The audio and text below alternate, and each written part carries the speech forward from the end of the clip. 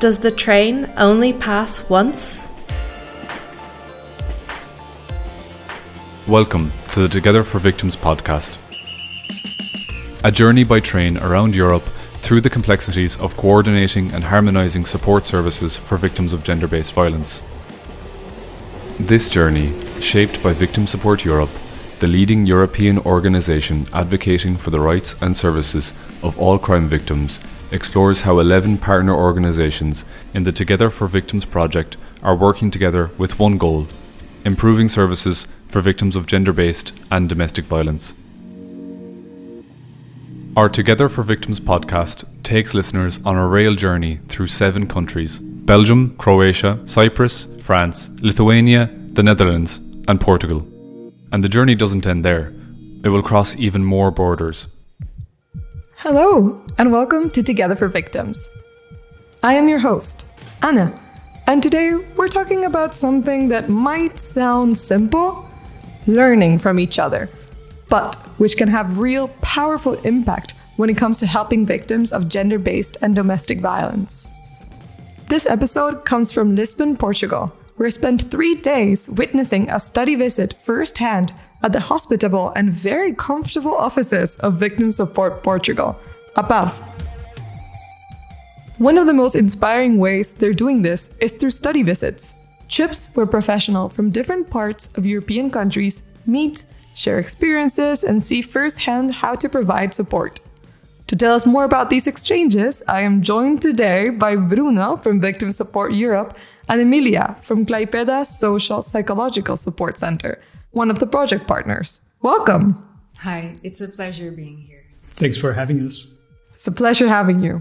Okay, so Bruno, let's start with the basics. What's the idea behind these study visits? The idea is fairly simple but powerful. We want to improve how we support victims. For that, we have to see what works elsewhere. Reading reports or attending online trainings will only get us so far. Nothing compares to actually walking to another organization, talking to their staff, and seeing their work in action.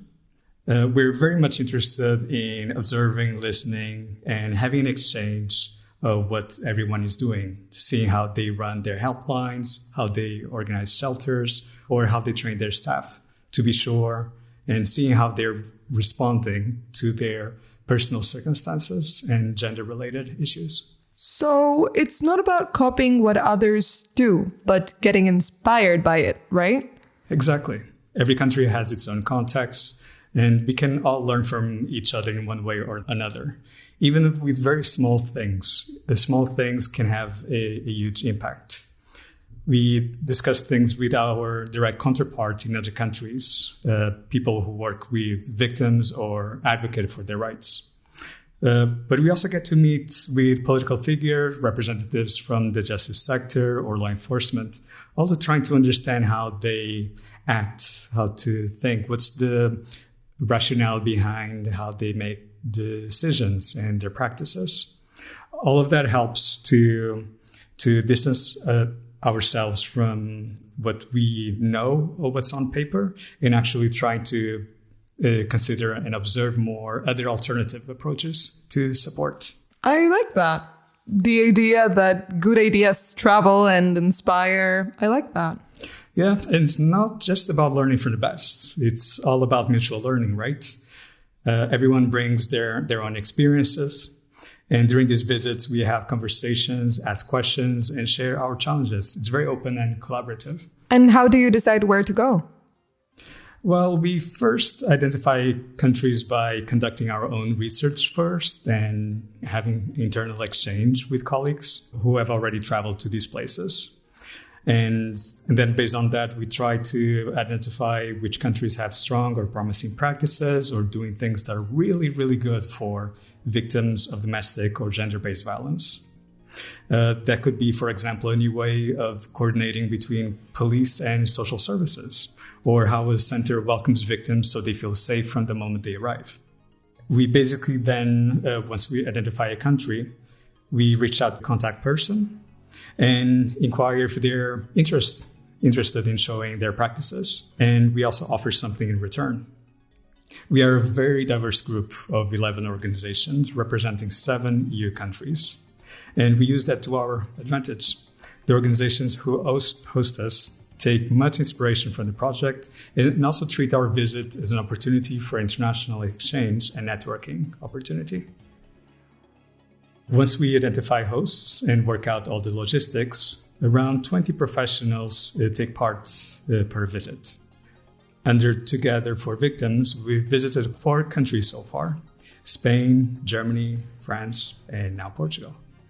Each visit is a set of unique meetings with national stakeholders, and we make sure it's tailored to the people attending, so it's practical and not just theoretical.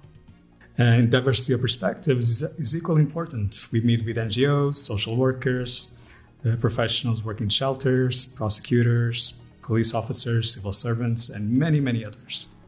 Each of them has something to share and particular expertise that we can learn from. And then the goal is to bring that knowledge home?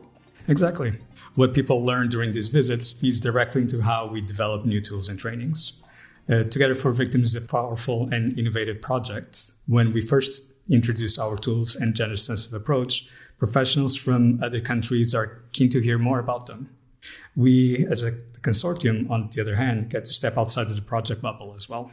We learn how we can polish our tools so that they could be suitable to other contexts. Not only that, in which we operate. So it's not just about the visit then. It's about turning those ideas into real improvements back home. That's right. We want every visit to have a lasting impact.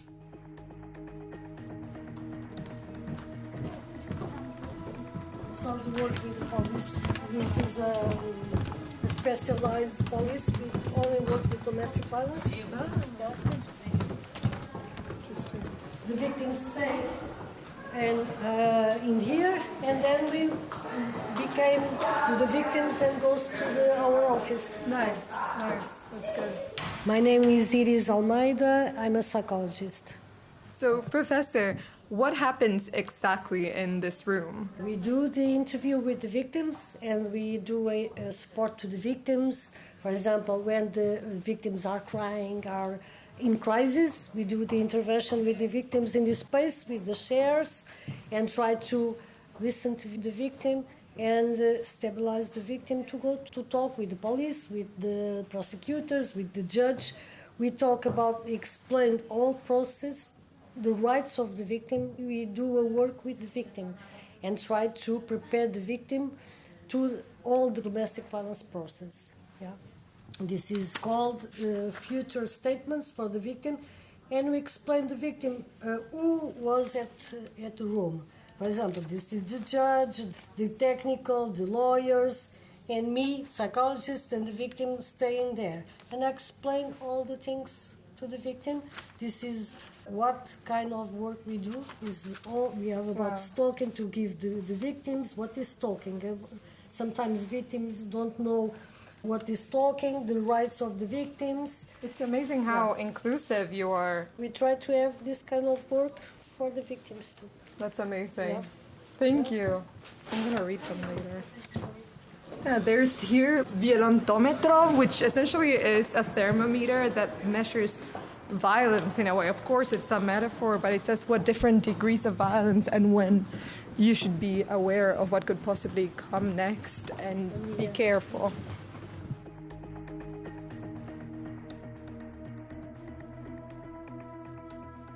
I think you have to have a predisposition to come to this line of policing, because the domestic violence is not easy, and we talk a lot when the victims come and after, and it's not easy to them because we always assimilate something. We feel in some parts, we have to maintain a little distance, of course, but. In some, it's complicated because there are stories that they touch us. Yeah, it's unavoidable. That's why I'm here. My job is to supervise them. I'm not directly receiving the reports from the victims. They are the officers, but I'm here for them. It's a tough job.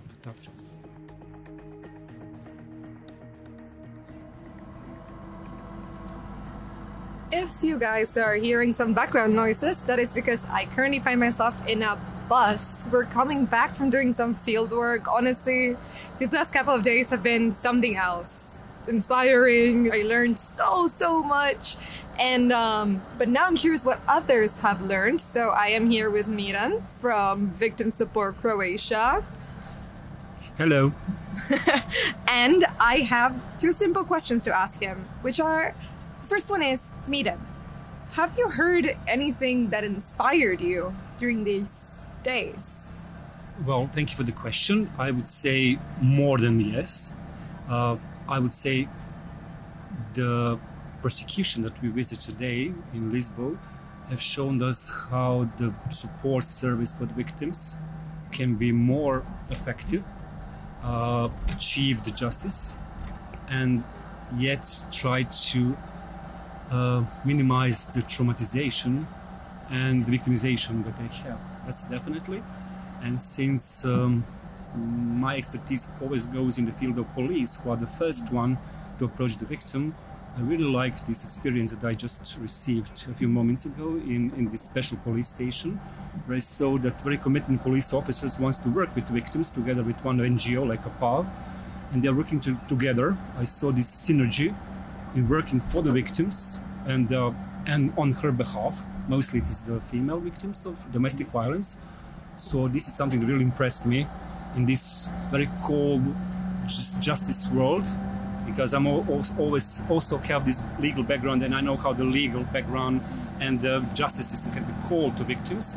This is like a sun after the rain. Today we had a very big rain in Lisbon, and the sun approached. I would say this is similar for me. Wow, that's not only poetic, but also true. It's nice to see the police working with victim support organizations in order to truly understand the victims and be there for them. And similarly to my first question, my second one is, what have you heard and or learned that you want to take back to your country? Well, again, good question. I would say the both study visits or visits today would be something I would like to bring to Croatia. First was how the prosecution in Portugal works with specialized psychologists who help them. And this is what I want in Croatia, because in most EU countries and Croatia also, the prosecution are one individual that needs to be and the legal advisor, and he represents the victims, and he represents or she represents the states, and she or he, this prosecutor, is not educated enough in communication or to understand the feelings of the victims, the needs and the necessities of the victims. And sometimes the victims have this fear of approach and to be open with prosecution, because they are very often like in suits that present like a formal system. So this practice that they have cooperation with psychologists, which can extract more information for victim, not jeopardizing the victim, giving them emotional or psychological support on the same building, which means it is a victim-centered approach. This is something that we need to achieve, because this is something that is spoken throughout Europe, yet not many countries have this victim-centered approach. This is victim-centered approach. So it's about victim, and then the results could be useful and for the prosecution. So in Croatia, it will be all about prosecution. It will not be about feelings of the victims and their needs. So this is the first. And the second one is Casa de Maria from the police. I remember about 15 years ago in Croatia, there was a strategy that wanted that in each police station we have a psychologist and legal advisor and social skill studies. And yet the state said, okay, we don't need it. And now we have heard how this is important, not only from the APA, but from the police officer themselves and from chief. And this is not something that was delegated from above. It is something that they now really wanted to do and to make. I even raised today a question: if they upgrade their knowledge in this term, would they receive more salary or kind beneficence? They said no, which means that the person that would like to work in Casa de Maria together with a PAV is someone with sensibility for the victims. That's why I think that maybe it's not like a CASA, but a small department inside a police station that will, again, like in prosecution, assist police not to be trained in many skills in many levels, because now they have psychologists or emotional supporters, and those two, I think that this will be very important for the system in Croatia, especially when you have the level of confidence between the victims and the citizens and the government institutions like courts, police stations, social welfare, or the prosecution. So this is something that I would really like to be copy-paste or replicated, as the chief commander of the police station said. I think it could be with a little effort, because it's something, as he said, is made from the local municipality, and it is about how the municipality looks like.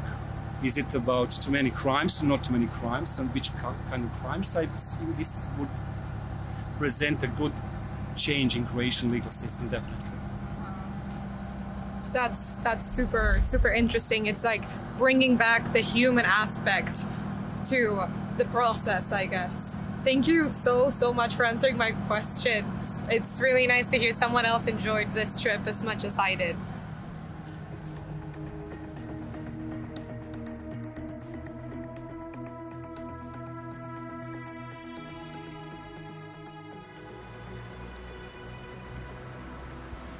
I just got off the bus and I just see that Maya is over there. I want to see if she wants to answer some of my questions. Maya, can I ask you a few questions about our work trip so far? Yes, of course. Okay, so my first question would be, what have you heard during this work trip that inspired you the most? It's not a thing that I heard, but just what I saw, like the approach every single person that worked in institutions that we've visited has toward victims. So everything they talked about, you hear and you realize that they understand that if they work with victims and if they accommodate victims, it will be better for them and it would be easier to finish the procedure. So that is the thing that most struck me during this visit, because when I think about the situation in Croatia, okay, we do a lot of things for victims, but when you talk with persons who work in institutions, you see that they don't understand. They do the things that they need to be done, but they don't do it freely. Like, you can sense in them, in their approach, it's not like what they would like to be doing, and they don't agree necessarily with the things that they are doing, like individual needs assessment, like simple accommodations, just like to manage to help the victims not to see the perpetrator in the hallway. It's just like a simple thing. And it means so much. It can mean so much to the victims. So that is the thing that I will bring back to Croatia. And I was thinking about what can we do. Obviously, a lot of trainings and education with officers and something like that, but it will take time. I'm aware of that. And I really like that victim-centric approach here in Portugal that I seen in several institutions that we visited. Wow, it seems like you know your stuff. You already answered my next question. That's amazing. It's really nice to hear from someone that cares so much about victims and victims' rights and having victim-centric approaches. And it's really nice to see how you're not only learning from the knowledge of some people, but actually learning from them and their actions and the way that they get involved with others. Thank you so much, Maya. This was incredibly interesting. Thank you. And now we're going back to the studio. Emilija, you've joined some of these study visits yourself. What did you see that really made an impression on you? Honestly, so much. Every country had something that really stood out. In Belgium, for example, we visited CW in Ghent. And what impressed us the most was how integrated and proactive their system is. They support both victims and perpetrators, which, I'm not gonna lie, at first felt surprising to us. But it's all about accountability and preventing violence from happening again. The center manages National 1712 helpline, and when police respond to a domestic violence case, they can forward the victim's contact information directly to CAW, with consent, of course. And then, within 3 days, someone reaches out to offer help. That early contact and ongoing follow-up really showed us how small structural changes can make sure that no one falls through the cracks. It sounds like the system there really focuses on connection and continuity. Exactly. And that idea that services shouldn't just wait for victims to come, but should reach out, came up again in Germany. In Berlin, we saw a model of cooperation that was really inspiring. Their police, shelters, and NGOs work hand in hand. There are dedicated domestic violence coordinators within the police who make sure every case is followed up, and most of the shelters are fully state-funded. So support is guaranteed, not dependent on short-term projects that we have in Lithuania. We also saw a strong focus on inclusion, migrant women, people with disabilities, men, LGBTQ plus individuals. I mean, everyone seems to be covered. It reminded us that stability in funding and inclusivity in practice are both essential if we want victims to truly feel supported. Wow, that's a powerful lesson that sustainable funding and inclusivity can indeed go hand in hand. Absolutely. And in Spain and in Seville, what stood out was how coordinated everything is. The regional government and NGOs work together seamlessly. There's a public service, SAVA, that ensures every victim has access to legal, psychological, and social support. And the Andalusian Women's Institute runs shelters, emergency centers, and 24/7 helplines in multiple languages. It's a whole network where institutions set policy and fund services, and NGOs deliver hands-on support. Seeing how clearly defined roles and cooperation can make services faster and more accessible was really eye-opening for us. It sounds like you saw a lot of really good examples of teamwork in action. Yes, and that idea came through again in France. In Paris, my colleagues met with both the Ministry of Justice and organizations like La Maison de Femmes and France Victims. What struck them was how seriously the state invests in victim support, financially and structurally. For example, France allows evidence of sexual violence to be preserved for 3 years, recognizing that survivors may need time before taking legal steps. And at La Maison de Femmes, they saw how creativity and partnerships, even with private donors, can sustain long-term, survivor-centered work. They left with so many ideas about advocacy, fundraising, and holistic care. It must have been inspiring and maybe comforting too, to see that across Europe, others are facing the same challenges. Exactly. Each visit showed us that while our systems differ, we're all working toward the same goal: to help victims rebuild their lives with dignity and respect. And even small lessons like how to make your space feel safer or how to share information between institutions can make a big difference. It really made us feel part of a bigger European community of care. That's incredibly interesting, Emilija. Bruno, then, what's next for this project? Well, these visits are just one part of a larger effort. We're now working on training materials and online learning tools, so more organizations and professionals, even those that couldn't join the visits, can benefit from the lessons we learn. Later on, we'll also run an international training event to bring people together again and keep that exchange going all over Europe. That's great. And for anyone listening, maybe an ordinary citizen who isn't part of an organization, why should they care about this? Well, because when professionals are better trained, victims get better support. That means faster help, more empathy, and a system that truly listens to them. It's about improving lives and saving them. And they can also feel reassured that there's victim support professionals they can count on. That's a very powerful reminder.